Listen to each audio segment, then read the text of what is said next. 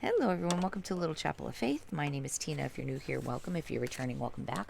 We have platforms on Instagram, Facebook, YouTube, and TikTok. If you're on any of those or all of those, please like, subscribe, and share. We are here with the readings from the Autobiography of St. Therese, Story of the Soul. Let's continue on where we left off yesterday. Put this here for now. Okay. At 14, my thirst for knowledge had become so great that God thought it was time to season the fine flour with the honey and oil of Father Emergen's conferences. The end of this world and the mysteries of the world to come. As I had read, I experienced that joy which the world cannot give, something of what God has prepared for those who loved him.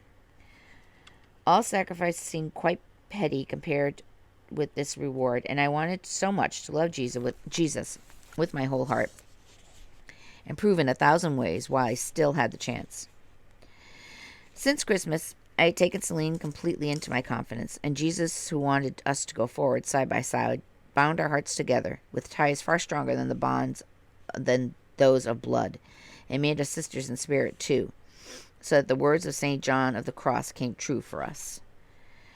Lightly the maidens tread the way, the footsteps past beloved one.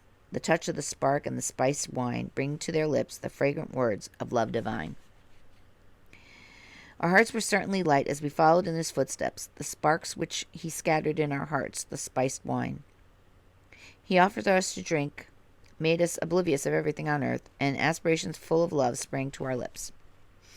I remember so well the times we spent together. When evening came, we used to sit at the attic window and gazed out into the deepening of the blue sky, scattered with golden stars, and as we gazed, I am sure grace was being poured into our souls.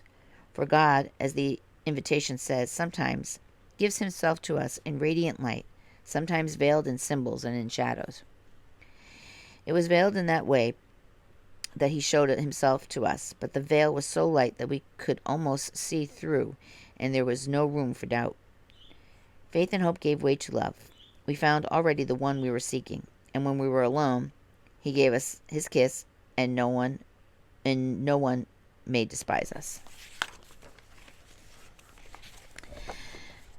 Such graces were not barren. The practice of virtue became attractive and seemed to come more naturally.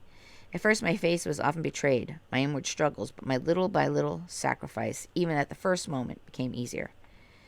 Our Lord promised that to everyone he shall be given, and he shall abound. And every time I made good use of any grace, he gave me many more. He gave me himself in the Holy Communion far more often than I had dared to hope for. I had made a rule that I would go only as often as my confessor permitted, without ever asking to go more frequently. I would act very differently now. I am convinced that one should tell one's spiritual director if one has a great desire for communion.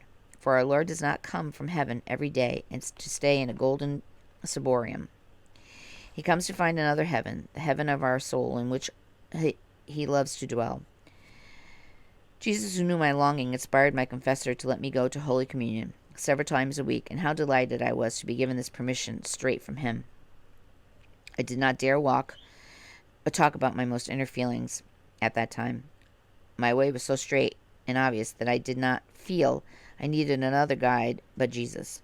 I thought of spiritual directors as mirrors, which faithfully reflected. Our Lord for others bent in my case. He did not have to use a medium. He could act directly, just as a guardian lavishes his care upon the fruit. He wants us to ripen early, not to see it hanging on a tree, but because he wants us to adorn his table for some feast. So Jesus lavished his favor on his little flower. When on earth, he explained with joy, I bless thee, O Father, because thou hast hidden these things from me, the wise and the prudent, and has revealed them to the little ones. Now he wished to manifest his mercy through me. Just because I was so little and so frail, he stooped to me and taught me gently the secrets of his love. As St. John of the Cross says in the Canticle of the Soul, I had no guide, no light, save that which burned within my heart, and yet this light did guide my way, more surely than the noonday sun, unto the place where waited one who knew me well. This place was Carmel, but before I could sit down, Under his wisdom, under his shadow whom I desired, I had to go through many tribulations. Yet the divine call was always so urgent that even if I had meant going through fire, I would have cast myself in to follow him. I found only one soul to encourage my vocation, and that was you, my darling Pauline. My heart found in yours a faithful echo, and without your help, I should certainly not have made the harbor which you have reached 5 years before. For 5 years I had been separated from you, and I had begun to think I had lost you. But in the hour of trial, it was your hand that showed me the road to follow. I really needed the encouragement, because visiting time had become almost unbearable. Whenever I said anything about wanting to enter Carmel, I seemed to be discouraged. Marie thought I was too young, and did all she could to stop me.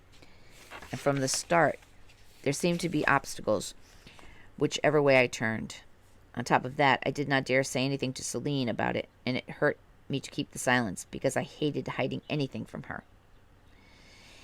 It was not long before she found out what I wanted to do, and far from trying to stop me, she accepted the sacrifice and the wonderful courage.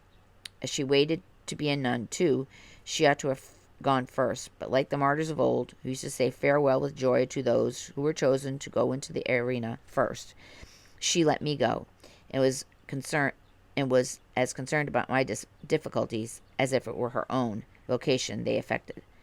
So I had nothing to fear from Celine, but I did not know how I was going to tell father what I wanted to do, for how could I talk to him of giving up his little queen, when he had sacrificed his 2 eldest daughters already? During that year, too, he had a bad attack of paralysis, and though he had got over it quickly, it left us very worried about what the future might hold for him. I'm going to leave it there for today. We will be back tomorrow with more. Leave it there. So I hope you all have a beautiful day. Be well, be safe, be kind to each other. God bless us all.